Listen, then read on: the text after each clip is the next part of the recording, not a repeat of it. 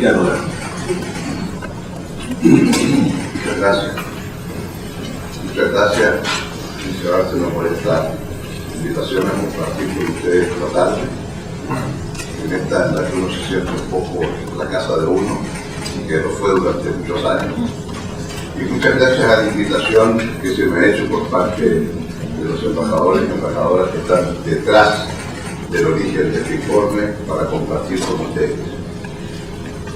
Creo que el origen de este documento tiene que ver también, digámoslo francamente, en que las negociaciones del cambio climático no han ido bien encaminadas.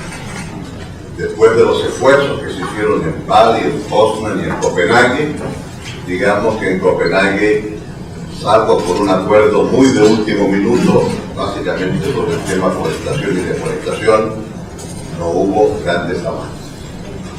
Y en consecuencia, entendiendo la necesidad de mitigación de emisión de gases con efecto invernadero, lo que este informe buscó fue demostrar que era viable, como aquí se ha recordado, el poder tener simultáneamente desarrollo económico, crecimiento y al mismo tiempo reducción de gases con efecto invernadero.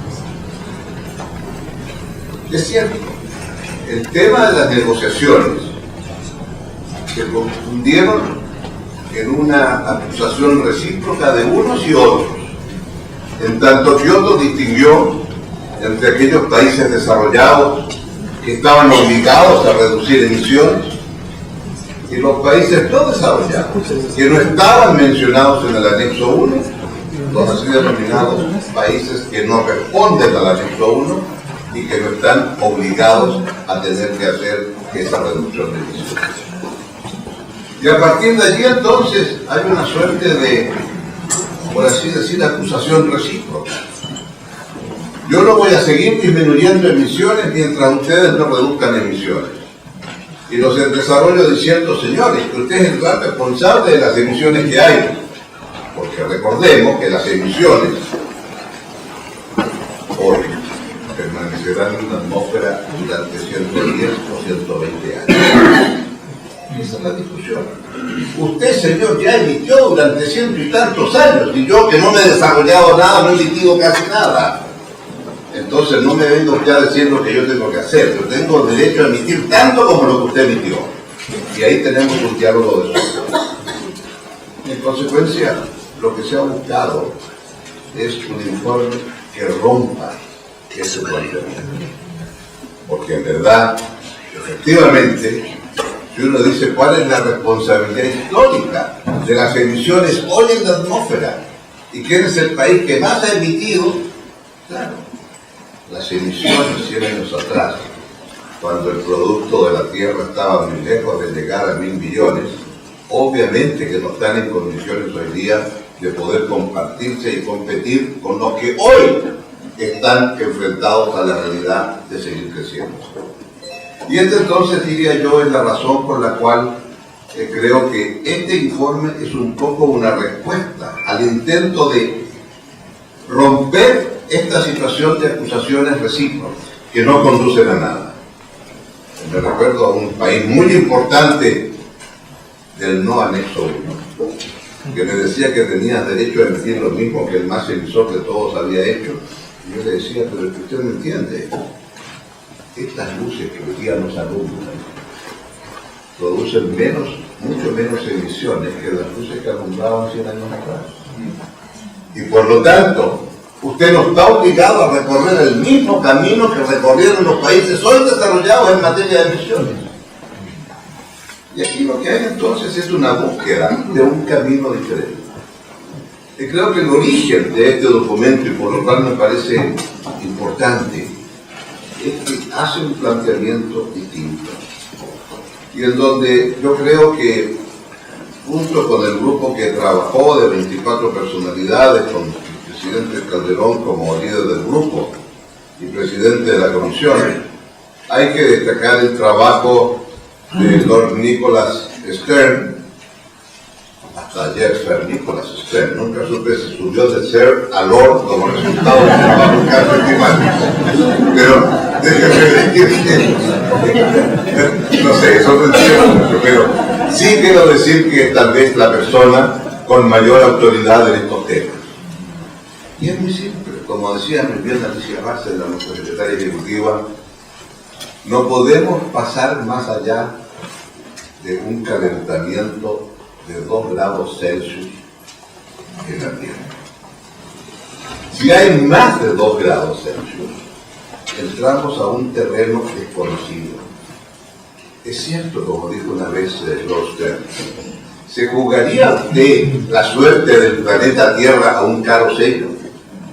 Que el 50% de la probabilidad es que no se pueda seguir viviendo, y hay un 50% que nos podamos adaptar a un mundo muy distinto al de hoy, pero podemos seguir viviendo. ¿Está usted dispuesto a jugar la suerte al carro serio? Ese es el dilema. Y entonces hoy digamos también que de esos 2 grados que podemos aumentar, desde la revolución industrial hasta ahora, ya hemos calentado 1.3 grados Celsius. Por lo tanto, el espacio que nos queda es solo 0,7 para tener seguridad. Pero si ustedes recuerdan lo que yo dije, que en la atmósfera permanecen 110 o 120 años, no necesito decirles que cada año nuevo que incorporamos, digamos lo que vamos a emitir en 2014, es infinitamente mayor a lo que está en la atmósfera y que se emitió en 1904. ¿Me explico? Porque el mundo tenía mucha menos población, mucho menos desarrollo, y lo que emitimos en 1904 es una parte infinitamente menor que lo que vamos a emitir en 2014. Y por lo tanto, cada año que pase emitimos mucho más que el año que podemos reducir. Ese es el desafío. Y esa es la razón por la cual se dice, hoy, los 7.000 millones de seres humanos en este planeta, emitimos bastante más, mucho más, que 2 toneladas por habitante en el planeta Tierra hoy. ¿Por qué digo 2 toneladas? Porque se supone que si vamos a hacer 9.000 millones en 2050, el 2050 no podemos emitir más de 2 toneladas promedio. Estados Unidos hoy emite 22 toneladas por persona. Sí, es cierto, en el estado de California 10 han comenzado la tarea puntual. Europa, la Europa, llamémosla Europa del euro, los 16 países que configuran el euro más el Reino Unido, esa Europa emite entre 10 y 12. Rusia alrededor de 7 o 8. Y así sucesivamente. América Latina entre 5 y 6. China está por 5. Podemos seguir. Entonces el desafío es cómo usted va a crecer. En nuestro caso debemos seguir creciendo, pero vamos a trabajar. Las emisiones respecto al deporte. Y esos entonces son los grandes números. Y la ciencia ya habló. La ciencia ya dijo que esto fue consecuencia de la actividad humana después de la revolución industrial, en que la energía fundamentalmente y los mecanismos motrices tendrán un base a, como aquí se ha recordado, combustible. Lo que hoy tenemos entonces y que permite tener este informe ante nosotros es que los avances tecnológicos y las mayores eficiencias económicas nos permiten que las futuras inversiones que tenemos que hacer las hagamos de tal manera de crecer con menores emisiones. Es aquí entonces el elemento decisivo, es la cantidad de inversiones que tenemos por delante. Inversiones que habría que realizar sí o sí. Y por lo tanto el problema no es dónde están los recursos para invertir. Porque sabemos que vamos a seguir invirtiendo. El problema es cómo esa inversión la dirigimos de tal manera que nos reduzca las emisiones también. Y este es entonces por el cual se requiere una, yo diría, una conducción política muy fuerte para poder ordenar el tipo de inversiones que van a realizar. Y el punto de partida del informe dice una cifra que cuesta dimensionar, porque en los próximos 15 años, de aquí al 2030, van a haber 90 trillones de dólares destinados a la inversión. Si esos 90 trillones, ¿cómo se dirigen y hacia dónde se dirigen? Es la clave de este informe. Porque efectivamente, este informe distingue tres grandes sistemas en torno a los cuales se producen las grandes emisiones. El sistema de las ciudades, el sistema que tiene que ver con el uso de la tierra y la deforestación, y el sistema que tiene que ver en la generación de energía. Estos tres sistemas, dependiendo cómo lo hagamos, en estas tres áreas, nos van a permitir decir si hay éxito o no. Ciudades, ¿por qué ciudades? Porque desde el 2008, cuando por primera vez, desde que existen seres humanos en este planeta, la población urbana superó a la población rural. Más del 50% de los seres humanos a partir del 2007-2008 vivimos en ciudades y no en el mundo rural. Pero esto va a cobrar mayor fuerza en el mundo en desarrollo. Ahí se emergieron.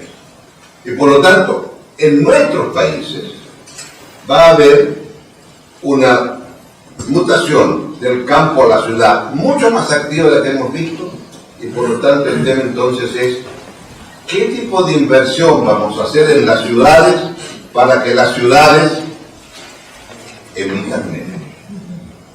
Y aquí, escúchenme, hay en el informe un ejemplo que yo lo encuentro muy ilustrativo entre Atlanta y Barcelona, antes de las discusiones de qué tipo de institucionalidad va a haber en Cataluña.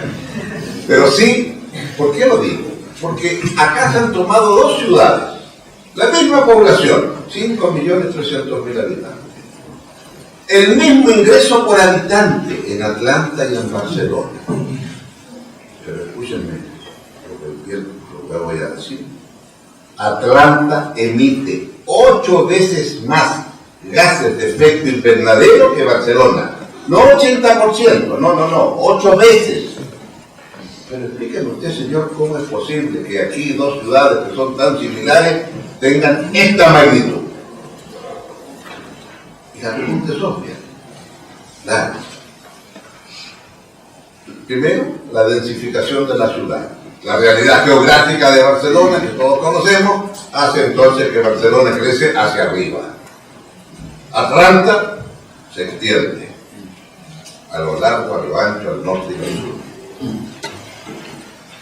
En una, se privilegian los parques públicos como espacio verde.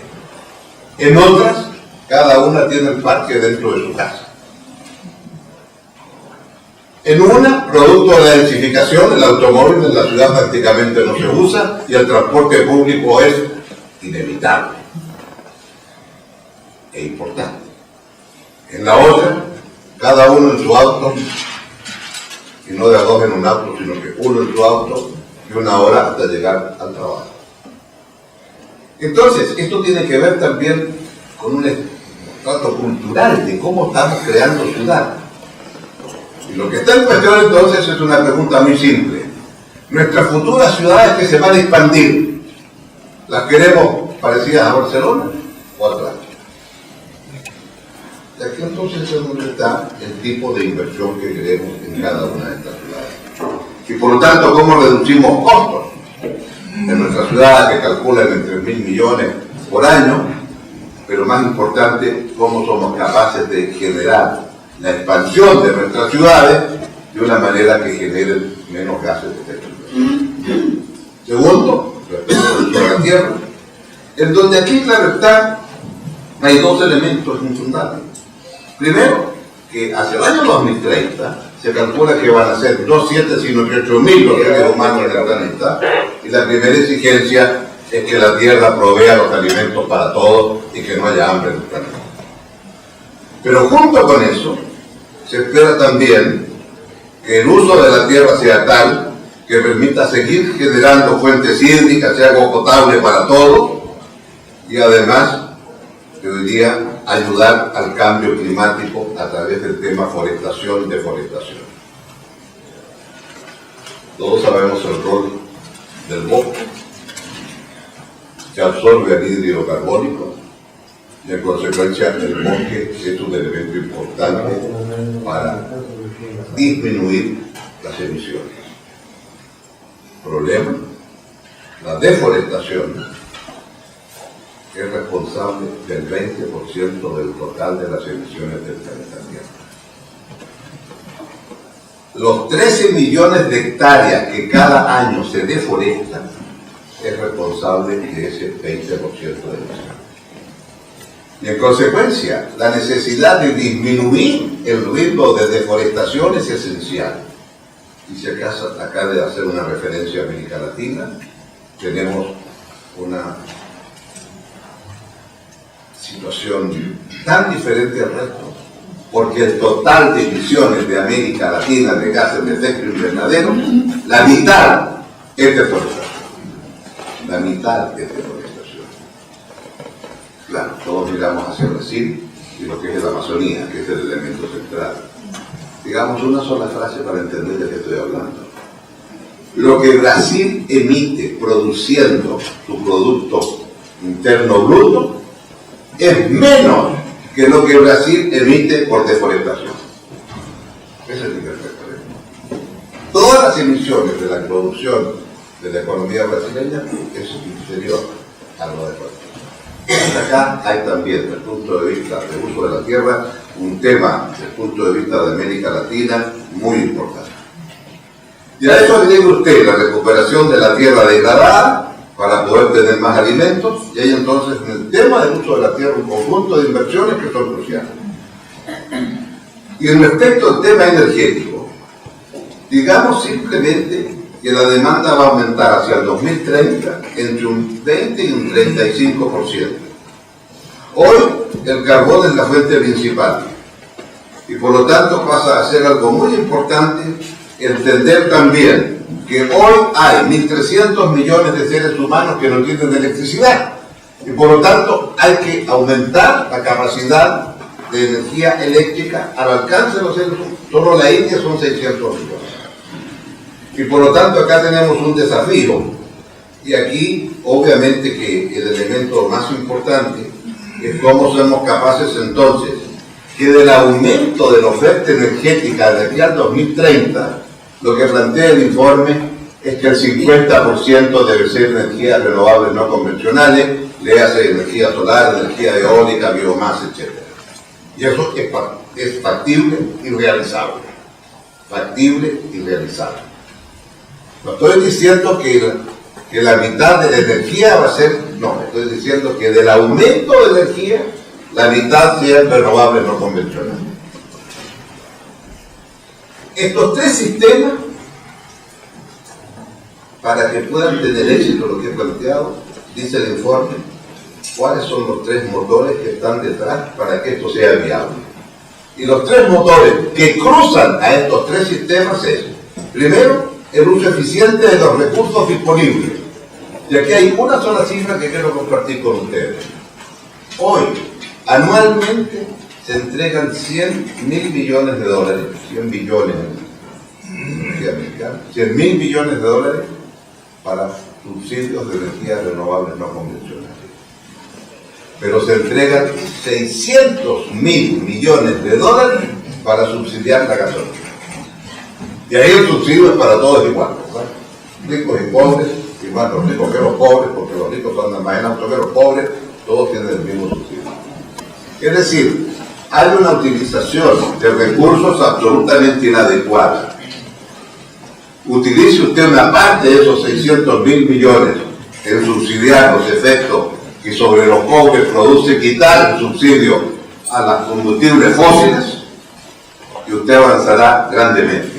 Y el remanente destinado a seguir subsidiando las energías renovables.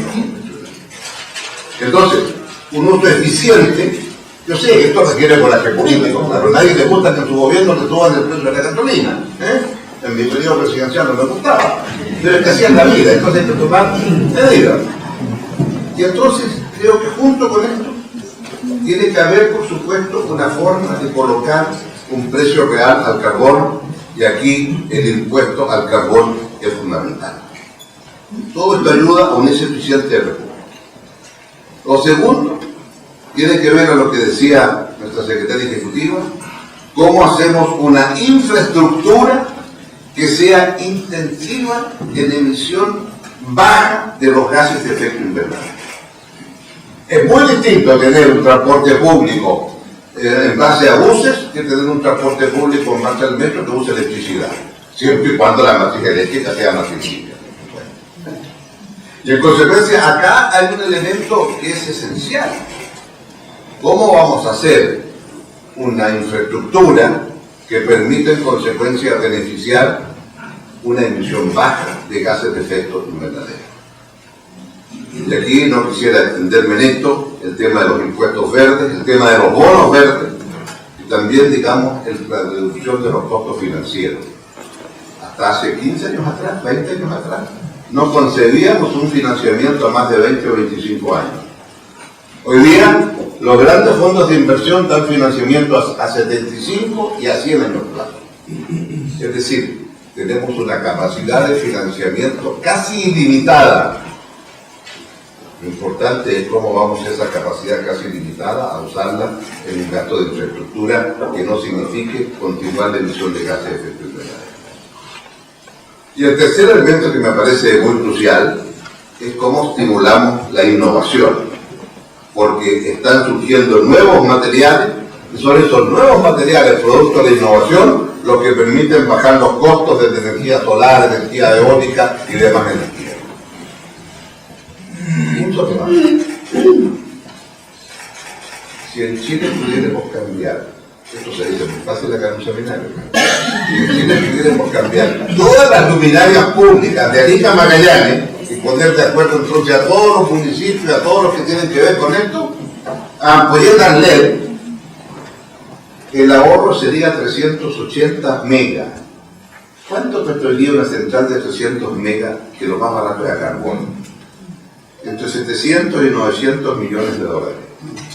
O sea, el ahorro que tendríamos de poner ampolletas LED en todas las luminarias es el equivalente a haber ahorrado una planta a carbón de 900 millones de dólares.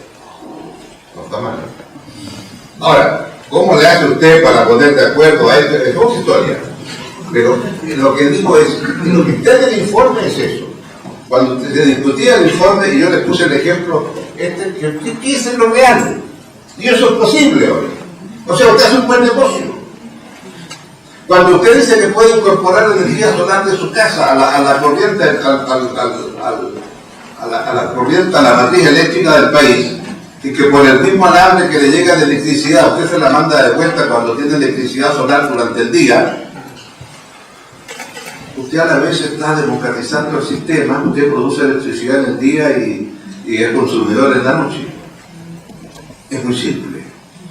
Ahora, tan simple como que algunos bancos en Estados Unidos, usted lleva su factura y le dicen, le dan un crédito, sigue usted pagando la misma fuente de electricidad por los próximos 10 meses, 15 meses, y al término de los cuales la instalación es suya y yo se la financio. O sea, hay elementos hoy que están al alcance de la mano. ¿Cuál es la voluntad de implementar? O sea, el crecimiento económico, el desarrollo económico y el cambio climático se refuerzan mutuamente. Y entonces, aquí es donde está un elemento muy importante. Lo que ha pasado recientemente, y quisiera concluir con ello, es muy importante porque creo que el acuerdo de China y Estados Unidos, no sé si dará origen a G2, pero sí creo que el acuerdo es muy importante porque son los dos más grandes emisores de gases de efecto y suman 45%, pero tienen algo en común. Uno desarrollado que por no ratificar Kioto no está obligado a nada, Estados Unidos, y otro en desarrollo que por no estar en el anexo 1 tampoco está obligado a nada, y se llama China. Pero si ellos dos que no están obligados a nada, hoy llegan a un acuerdo, China por primera vez dice, voy a alcanzar el máximo de emisiones en 2030, si no antes, ha colocado entonces un coto a lo que China emite hoy, es enorme. Y si dice que a esa época, lo que sí también seguro que va a hacer, es que el 20% de sus energías van a ser renovables no convencionales. Creo que es un avance enorme, cuando a su vez el presidente Obama dice que va a reducir, ¿verdad?, las energías actuales respecto del 2005.